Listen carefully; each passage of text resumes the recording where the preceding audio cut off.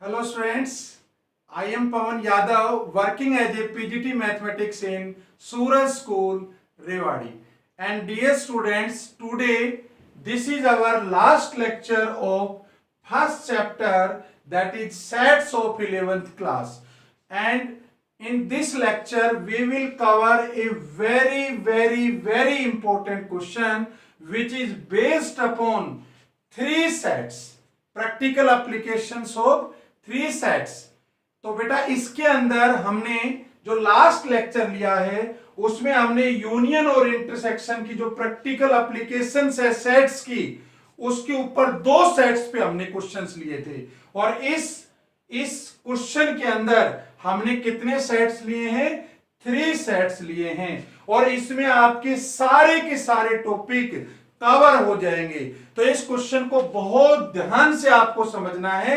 Actual में क्या question कह रहा है, एनयू कब होता है, कब A union B union C होता है, कैसे वेन डायग्राम बनेगा और वेन डायग्राम की क्या इंपॉर्टेंस है। आप देखेंगे कि वेन डायग्राम की मदद से कितनी आसानी से ये क्वेश्चन सोल्व हो जाएगा। तो पढ़िए जरा क्या पूछ रहा है, एक बार जरा देख लें।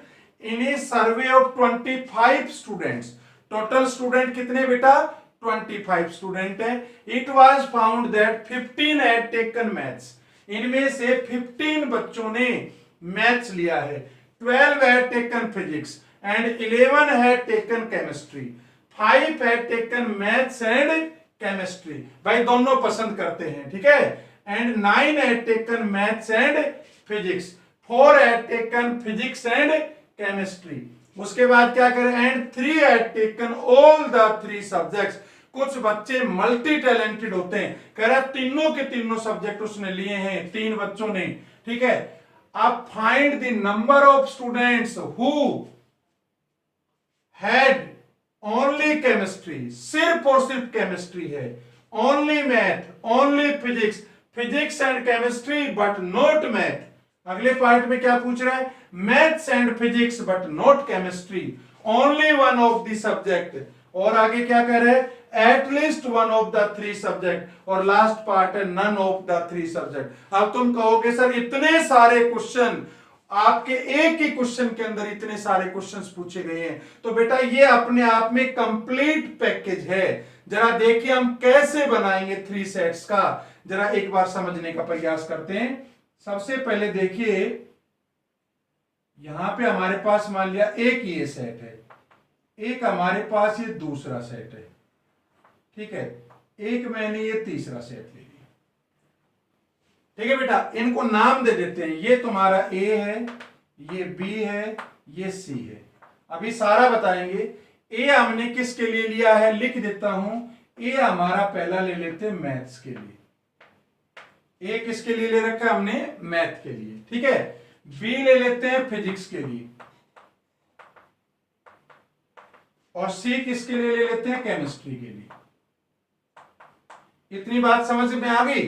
अच्छा अब इनको कुछ हम नंबरिंग दे देते हैं, कुछ इनको नाम दे देते हैं हम, है ना। अब इसको मैंने मान लिया ए दे दिया, B, C, D, E, F और जी। अब आप क्या कहेंगे, मतलब कुछ एलिमेंट्स ऐसे होंगे, भाई कुछ ऐसे आपके पास स्टूडेंट्स होंगे जो ओनली मैथ पसंद करते हैं। तो आपको पता है बेटा ओनली मैथ कौन सा पोर्शन है, ये देखो ये वाला जो पोर्शन आ गया ना, ये ए का ये वाला, इसमें सिर्फ ओनली मैथ आ गया, ठीक है, समझ रहे हो ना। ये सी क्या आ गया जरा बताइए, ये ओनली फिजिक्स आ गया, देखो इस पोर्शन में कोई शेयरिंग नहीं हो रही है। अच्छा ये जी क्या आ गया, जरा समझने का प्रयास करना। जी आ गया ओनली केमिस्ट्री, सिर्फ और सिर्फ केमिस्ट्री पसंद करते हैं। अच्छा ये बी प्लस ई क्या आ गया, जरा बताइए ये किस किस के बीच में शेयरिंग हो रही है। ध्यान से देखिए बेटा, ये आपका मैथ और फिजिक्स का कॉमन रीजन आ गया।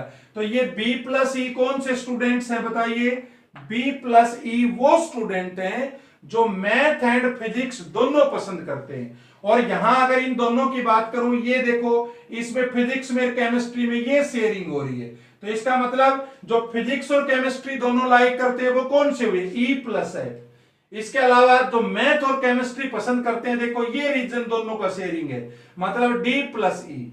अच्छा अब वो बताइए जो तीनों सब्जेक्ट पसंद करते हैं, देखो बेटा ई वाला पोर्शन, ये वाला पोर्शन तीनों सेट्स में कॉमन है, तो ये ई क्या आ गया, ये वो स्टूडेंट हैं जो तीनों सब्जेक्ट को पसंद करते हैं। अच्छा ये क्या आ गया, अगर ये कहूं मैं A B C D E F G, ये सारे क्या हैं, इसको मैं क्या कहूंगा जरा बताइए, A union B union C. याद है इसका मीनिंग क्या होता था, A union B union C, मतलब कम से कम एक सब्जेक्ट तो जरूर पसंद करते हैं। तो इसके अंदर क्या आ गया, अगर मैं इसको एक उसमें ले लूं तो जरा ध्यान से देखिए, आपको मैंने सिखाया भी था कि एक रेक्टेंगल में लेंगे तो ये तुम्हारा यू हो गया, ठीक है। आप जरा ध्यान से समझो आप इसको बेटा, अगर ये कहे कि कम से कम एक सब्जेक्ट तो जरूर पसंद करता है, तो कौन से आगे, ये आगे A plus B plus C plus D plus E plus F plus G, ये सारे जोड़ दूंगा तो ये कम से कम एक सब्जेक्ट वाला आ जाएगा। और अगर ये पूछ ले कि भाई वो बताओ जो एक भी सब्जेक्ट पसंद नहीं करता है, तो क्या करूंगा, अरे टोटल में से यू क्या होता था, N U, total student, total में से कौन से माइनस कर दूंगा, जो कम से कम एक सब्जेक्ट तो जरूर पसंद करते हैं। तो ये मैंने ब्रीफिंग दी आपको। इसके बाद अब हम क्वेश्चंस को करना स्टार्ट करेंगे। इस क्वेश्चन को देखो, सबसे पहले वैल्यूज लिखने का प्रयास करते हैं। इन ए सर्वे ऑफ 25 स्टूडेंट, भाई टोटल स्टूडेंट कितने, 25, ठीक है बेटा। इसके बारे में बाद में बात करेंगे, पहले जरा ये बात कर लेते हैं। It was found that 15 had taken math. अब देखो बेटा कितने लोगों ने मैथ्स लिया, जरा बताइए, 15 लोगों ने मैथ्स लिया। मैथ को क्या लिख रखा है हमने, ए सेट ले रखा है मैथ्स को, तो एन ए आपको कितना दे रखा है बताओ, 15, ठीक है। अच्छा एक बात बताओ, एन ए का कोई दूसरा नाम भी है, एन ए को क्या कहूंगा मैं, मैथ्स। अब मैथ्स में कौन कौन से आपके पास जो है, मैंने जो इसमें नाम दे रखे हैं, ए दे रखा है, बी दे रखा है, डी दे रखा है, ई दे रखा है, तो मैथ के पोर्शन में क्या क्या आ रहा है भाई, A plus B plus D plus E. अगर ये सारे जोड़ दूं तो मेरे पास मैथ का पोर्शन आ जाएगा। तो मैं इसको ये भी लिख सकता हूं, A plus B plus D plus E. देखो कितना ज्यादा आसान हो जाएगा, ठीक है बेटा। ये मैथ का था तो मैथ में मैंने a plus B plus D plus E लिख दिया, इसको इक्वेशन फर्स्ट मान लो, आगे काम आएगी। और क्या करें जरा बताइए, आगे पढ़ो। 15 had taken maths, 12 had taken physics. अब 12 लोगों ने फिजिक्स पसंद किया, तो देखो फिजिक्स का ये है तुम्हारे पास एन बी, तो नंबर ऑफ स्टूडेंट्स जो फिजिक्स पसंद कर रहे हैं वो 12 है, ठीक है बेटा। तो आप फिजिक्स वालों को क्या कहूंगा जरा बताइए, B plus C plus E plus F, ये टोटल फिजिक्स का पोर्शन है। तो मैं इसमें कहूंगा B plus C plus E plus F, ये इक्वेशन सेकंड बन गई। और देखो पहले सारी वैल्यू लिखते हैं, और देखो आगे क्या कह रहे हैं, आगे क्या कह रहे हैं, एंड 11 है टेकन केमिस्ट्री। केमिस्ट्री कितने लोगों ने लिया है, 11 ने। तो देखो एनसी कितना दे रखा है आपको, 11 विल बी इक्वल टू, तो देखो केमिस्ट्री में देख लेते हैं, D plus E plus F plus G, तो ये आ जाएगा D plus E plus F plus G, ये इक्वेशन थर्ड मान ली मैंने, ठीक है। ये केमिस्ट्री का मैंने सारा लिख दिया। अब आगे क्या कह रहा है जरा आगे भी देख लेते हैं। 5 had taken maths and chemistry, 5 ऐसे लोग हैं जिनको क्या पसंद है, मैथ एंड केमिस्ट्री। तो देखो बेटा मैथ और केमिस्ट्री इनमें कॉमन कौन से हैं, डी और ई, ये दोनों हैं। तो इसका मतलब क्या है, आप ये भी कह सकते हो ए इंटरसेक्शन सी, ए और सी के अंदर कॉमन, तो ए और सी के अंदर कॉमन कौन कौन से हैं, पहली बात तो 5 कह रहा है ये, और 5 किसके इक्वल होगा, देखो इन दोनों के बीच में ये दोनों कॉमन है, तो डी प्लस ई लिख दूंगा, डी प्लस ई, इसको इक्वेशन 4 दे देता हूं। उसके बाद देखो 5 had taken maths and chemistry, 9 had taken math and physics. तो मैथ और फिजिक्स की बात करो तो 9 है, तो देखो ए इंटरसेक्शन बी तो कहूंगा, ये आपको 9 दे रखा है। और वैसे इन दोनों में कॉमन देखो तो क्या है, बी और ई है दोनों में, मैथ और फिजिक्स में, ये वाला कॉमन रीजन है दोनों का। तो इसमें मैं क्या कह दूंगा, बी प्लस ई, ये इक्वेशन 5 दे दी मैंने। और क्या कह रहा है जरा आगे भी देख लेते हैं। उसके बाद 9 had taken math and physics, 4 had taken physics and chemistry. तो फिजिक्स एंड केमिस्ट्री में क्या है, अब देखो फिजिक्स और केमिस्ट्री का मतलब है ये फिजिक्स है ये केमिस्ट्री है, मतलब बी इंटरसेक्शन सी।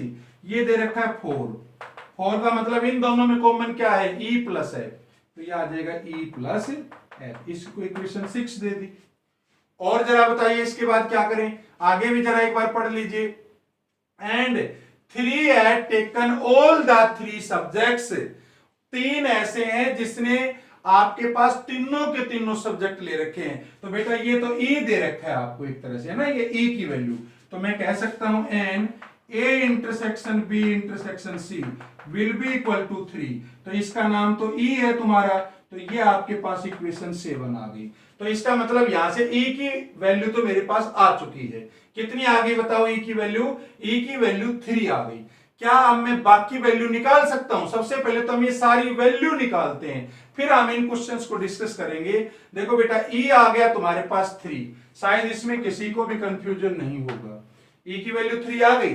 अच्छा अब अगर मैं E की वैल्यू यहां पुट कर दूं, देखो E प्लस एफ दे रखा है तुम्हें 4, ठीक है, तो E प्लस एफ दे रखा है तुम्हारे पास 4। E प्लस एफ अगर 4 दे रखा है तो E तो 3 आ चुका है, तो मैं क्या कहूंगा, that implies 3 plus F will be equal to 4। तो एफ आ गया 1। चलो जी एफ भी आ गया। एफ आने के बाद अब जरा आगे बढ़ते हैं अगली क्वेश्चन पे। चलो b प्लस ई 9 दे रखा है, तो b plus E will be equal to 9। अब यहां से e की वैल्यू कितनी है तुम्हारे पास 3, तो b plus 3 is equal to 9, तो b आ गया 6। ठीक है बेटा, b भी आ चुका हमारे पास, f भी आ चुका, e भी आ चुका।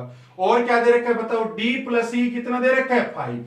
तो यहां लिख लेता हूं d plus e will be equal to 5। तो यहां e तो 3 है, तो d plus 3 will be equal to 5, तो d आ गया 2। इसका मतलब मैंने d भी निकाल लिया। ठीक है, यहां से b भी आ चुका है। ठीक है, और क्या वैल्यूज बच गई हैं, एक बार वो वैल्यू भी निकाल ले। तो देखो e की वैल्यू हमने निकाल ली, यहां से f निकाल लिया, यहां से b निकाल लिया, यहां से d निकाल लिया। अब इन तीन को जरा एक बार सोल्व करते हैं। तो इसके लिए मैं ऐसा करता हूं, इस क्वेश्चन को मैं मिटा देता हूं ताकि ऊपर हम इसको सोल्व कर पाए, क्योंकि स्टेटमेंट का तो हम यूज कर ही चुके हैं। ठीक है बेटा, तो मैंने इसको अब मिटा दिया,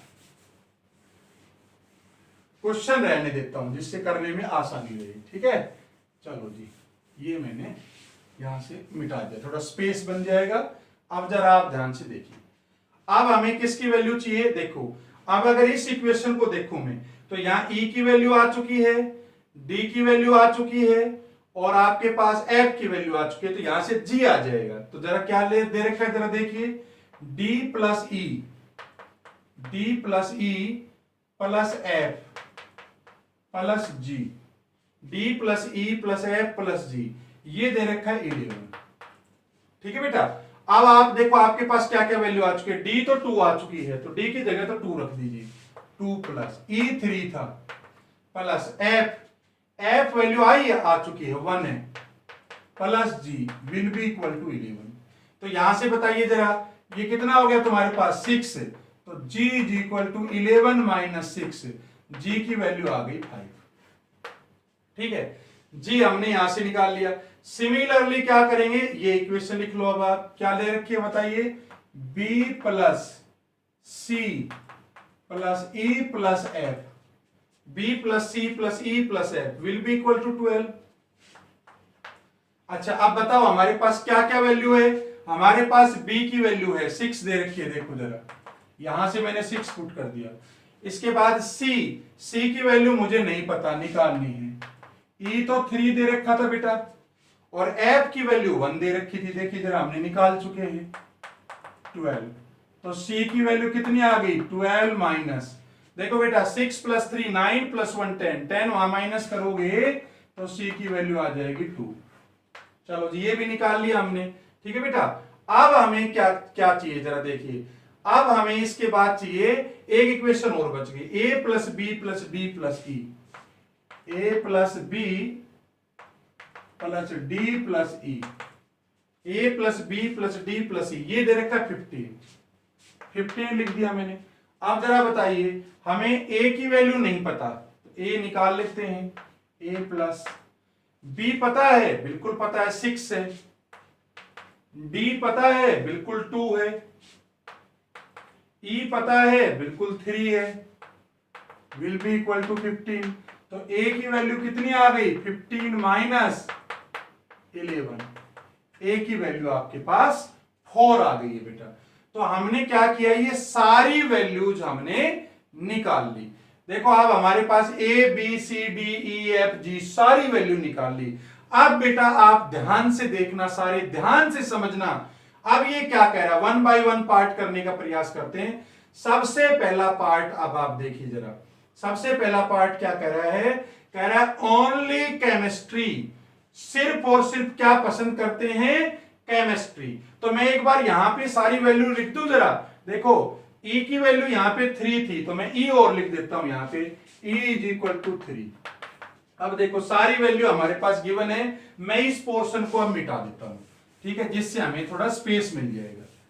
और इसको भी मैं थोड़ा सा शॉर्ट कर देता हूं, रेक्टेंगल ही तो है, थोड़ा और छोटा कर दूंगा तो भी रेक्टेंगल ही रहेगा, ठीक है। अब जरा ध्यान से देखना, स्क्वायर नहीं बन जाए, ये ध्यान रखना, क्योंकि इसको जो यू को जो रिप्रेजेंट करते हैं वो रेक्टेंगल से करते हैं, स्क्वायर से नहीं करते। पहला पार्ट देखो ध्यान से, ओनली केमिस्ट्री, फर्स्ट पार्ट का आंसर लिख रहा हूं, क्या कह रहा है, ओनली केमिस्ट्री। तो ओनली केमिस्ट्री में कौन सा है, देखो जरा ध्यान से, ये मैथ है, ये फिजिक्स है, ये केमिस्ट्री। अब ओनली केमिस्ट्री वाला कौन सा आ रहा है, जी है।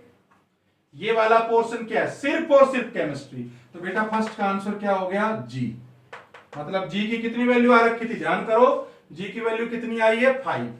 तो इसका मतलब 5 स्टूडेंट्स ओनली केमिस्ट्री पसंद करते हैं, ठीक है। तो आपके पास ओनली केमिस्ट्री का क्या आंसर आ गया बताओ, only chemistry will be equal to 5, ये आंसर आ गया, क्योंकि ओनली केमिस्ट्री में सिर्फ जी आना था। चलो दूसरे पार्ट की बात करते हैं। अब दूसरा पार्ट क्या कह रहा है जरा बताओ, दूसरा पार्ट कह रहा है ओनली मैथ। तो ओनली मैथ कितने लोग हैं,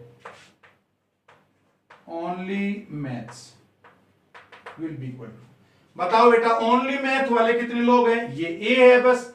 ओनली मैथ में क्या है, देखो यही तो पोर्शन है, इसमें किसी में भी शेयरिंग नहीं हो रही है की, तो ओनली मैथ में is equal to A will be equal to. अब ए का कितना आंसर आया है जरा चेक करो, 4।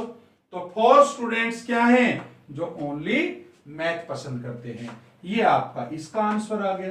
तीसरे पार्ट की बात करते हैं, थर्ड क्या कह रहे हैं जरा बताइए, ओनली फिजिक्स।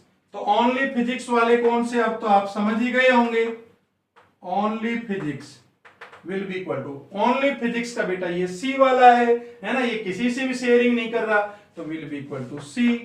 तो सी की वैल्यू कितनी है जरा बताओ, सी हमने निकाला तो है, सी की वैल्यू कितनी है, 2 है। तो ये आपके पास कितना आ जाएगा, 2 आ जाएगा, ठीक है। तो ये तो इनके आपके 3 पार्ट्स के आंसर आ गए। अगला क्या कह रहे हैं, फिजिक्स एंड केमिस्ट्री, क्या कह रहे हैं, physics and chemistry but not math.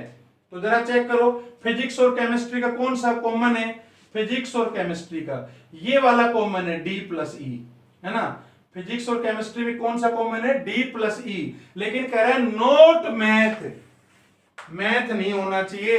तो 2 तरीके हैं समझने के, भाई ये जो E आ गया इसमें तो मैथ भी तो आ गया, ये तो वो पर्सन है जो तीनों सब्जेक्ट पसंद करते हैं। तो अब इसका मतलब मैथ को तो मुझे हटाना है, ठीक है, मैथ को हटाना है तो क्या लेना है, सिर्फ कह रहा है फिजिक्स एंड केमिस्ट्री। तो बेटा देखो ये फिजिक्स और केमिस्ट्री में ये पोर्शन है, E प्लस है, ये कॉमन है, लेकिन यहां पे कह रहा है मैथ नहीं लेना, तो ये E तो आएगा नहीं, क्योंकि E तो मैथ वाले भी बच्चे हैं। तो इसका मतलब ये आ जाएगा, 4th पार्ट का जो आंसर है वो क्या आ जाएगा तुम्हारे पास, विल बी इक्वल टू, क्या कह सकते हैं, फिजिक्स एंड केमिस्ट्री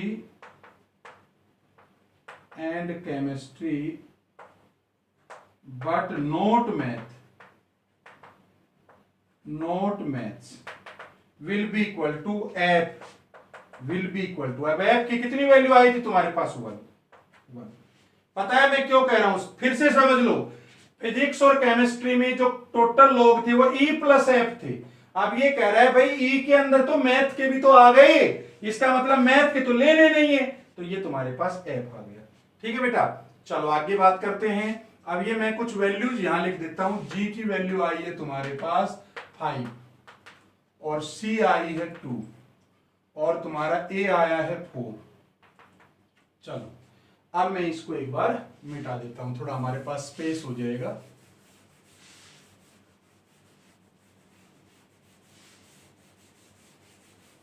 E3 था ही तुम्हारे पास, ठीक है ना। E तुम्हारे पास कितना था 3, E3 है। और इसके अलावा ये पार्ट हम डिस्कस कर चुके हैं, ये 4 पार्ट्स डिस्कस कर चुके हैं। चलो अब बात करते हैं हम अगले पार्ट की। देखो 5th पार्ट में क्या कह रहे हैं, math and physics but not chemistry. अब मैथ और फिजिक्स का कॉमन रीजन कौन सा है, मैथ और फिजिक्स का ये कॉमन रीजन है B प्लस E। लेकिन अब इसने कंडीशन और लगा दी, क्या, बट नॉट मैथ। तो देखो जरा, मैं आपके पास 5th पार्ट कर रहा हूं, maths and physics but not math will be equal to किसके होगा बताओ। अब कह रहे हैं मैथ नहीं होना चाहिए आपके पास, एक मिनट, क्या पार्ट था, maths and physics but not chemistry. अब देखो बेटा, मैथ और फिजिक्स का कॉमन रीजन है B प्लस E, लेकिन कह रहा है केमिस्ट्री नहीं होना चाहिए। तो E के अंदर तो केमिस्ट्री वाले बच्चे भी तो आ गए, E तो सारों का कॉमन है, तो सिर्फ क्या बच गया, B बच गया। आना तो B प्लस E था, अगर ये मैथ एंड फिजिक्स कहता जब तो B प्लस E लेते, लेकिन कह रहा है केमिस्ट्री नहीं हो तो E को गायब कर दो, तो B आ गया। और बताइए B का क्या आंसर आ रखा था तुम्हारे पास, B का आंसर था 6। तो इसका मतलब ऐसे 6 स्टूडेंट्स हैं जो मैथ एंड फिजिक्स को पसंद करते हैं लेकिन केमिस्ट्री को नहीं करते हैं। चलो अगले पार्ट की बात करते हैं 6th की। 6th क्या कह रहे हैं, only one of the subject, only one subject. Only one subject समझते बेटा, या तो सिर्फ मैथ, या तो सिर्फ फिजिक्स, और या तो सिर्फ केमिस्ट्री। तो ओनली वन सब्जेक्ट में भाई ये तो एक तो ए आएगा, एक सी आएगा और एक जी आएगा। इसमें ये सिर्फ और सिर्फ एक एक सब्जेक्ट ही पसंद कर रहे हैं, तो मैं इसको कहूंगा आपका 6th पार्ट है only one of the subject. तो इस पार्ट का आंसर आ गया A plus C plus G, A plus C plus G will be equal to. ठीक है बेटा, अब A की वैल्यू कितनी है जरा आप बताओ। ठीक है, A की वैल्यू कितनी है, A की वैल्यू तो 4 आ रखी है, 4 प्लस C कितना है 2 है, प्लस 2 प्लस G कितना है 5 है, 5। तो ये बेटा 11 आ गए तुम्हारे। ठीक है, आपके 6 और 5 कितने हो गए 11। मतलब 11 स्टूडेंट ऐसे हैं जो ओनली वन सब्जेक्ट को पसंद करते हैं। ठीक है बेटा, इसके बाद बात करते हैं 7th पार्ट की। 7th क्या कह रहा है, at least one of the 3 subjects.